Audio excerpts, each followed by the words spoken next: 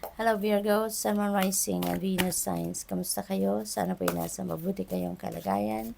Welcome back po sa Star Tarot. Kung bago kayo rito, welcome din kayo. Thank you sa inyong support. I truly appreciate it. God bless you all. Virgo, pauna mensahe po ninyo ay Queen of Winter. Panahon na ngayon of decluttering your life, Virgo. Now is the time that you let go people, situations, or bagay na hindi na nagsiserve ng inyong highest good. Diba? Maaaring mayroong mga naghahantay, no? May mga naghihintay na napaparating, mga bagong tao, bagong sitwasyon, or mga bagong bagay na dapat ay papasok sa buhay ninyo. That's why you need to make room sa sarili ninyo. You need to release something muna, no? Para magkaroon kayo ng room or space para sa mga bago. Okay? We have 8 of Autumn. Ayan. So, maaaring meron kayong mga research na gagawin or may mga ginagawa kayong pag-research, may ginagawa kayong pag-aaral.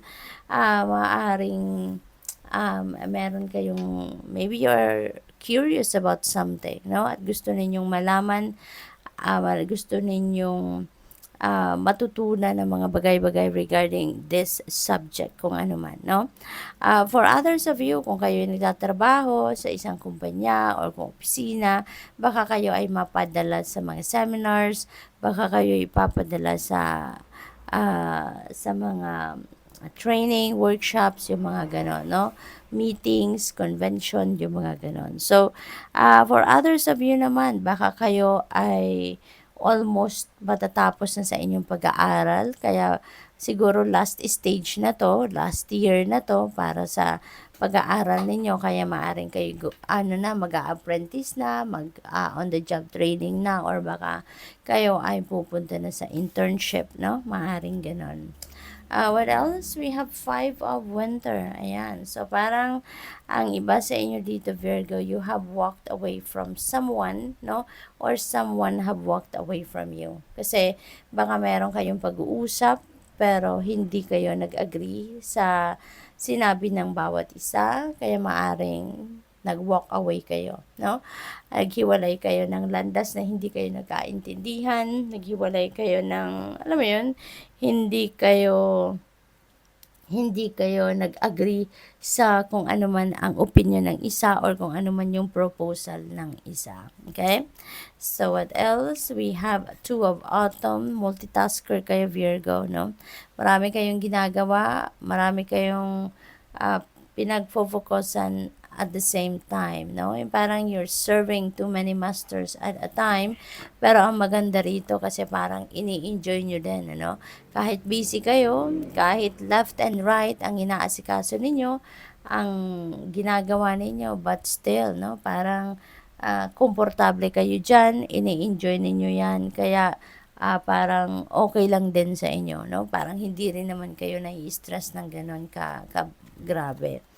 We have the moon energy. Ayan, now is not the time to make a decision. Pag-aralan nyo munang mabuti, no? Do research before you jump into a decision. Okay? Yan ang reminder sa inyo ng energy na ito. Ang mahalaga din, kailangan ninyo na i-release na, no? Kung ano man ang mga worries ninyo, ano man ang mga takot ninyo, because that is not going to help you, no? Na mag-move forward sa buhay. Alright? Now is the time also that you take a pause from what is making you busy or kung ano man ang pinagkakabalahan ninyo at pag-aralan ninyong mabuti, pag-isipan ninyong mabuti ang mga gagawin ninyo. Try to understand first, no?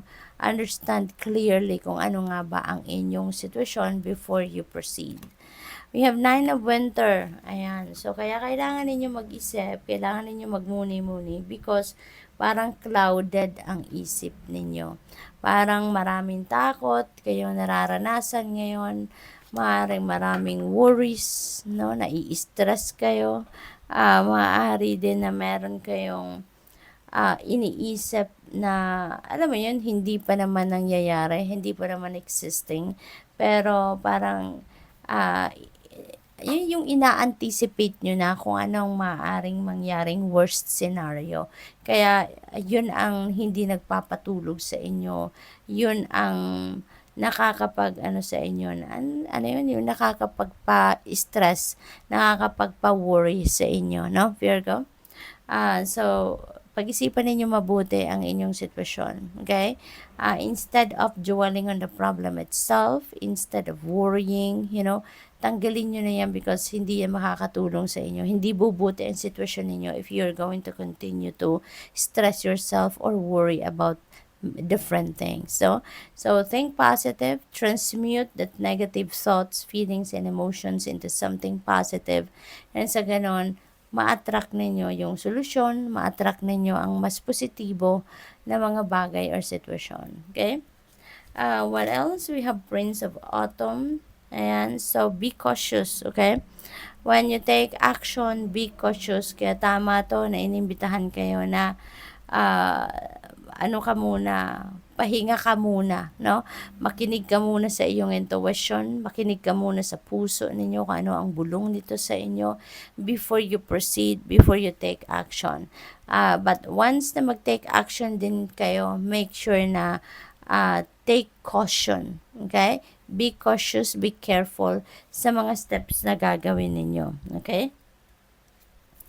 We have Seven of Spring. Ayan, be confident, no? Kapag nag-take action na kayo, make sure na pinag-isipan na ninyo yan. And once na you're ready na kayong gumalaw, ready na kayong mag-implement na kung ano man ang mga plano ninyo, then make sure that maging confident kayo sa sarili ninyo, no? Tibayan ninyo ang inyong loob, activate your courage and your inner strength, at nang sa gayon maging positibo ang inyong journey, ang resulta ng inyong journey sa bagay na to o kung ano man ang gagawin ninyo, nang sa gayon continuously mag-attract kayo ng positibong mga sitwasyon. Okay? So good luck. Thank you for watching. Love and light. Namaste.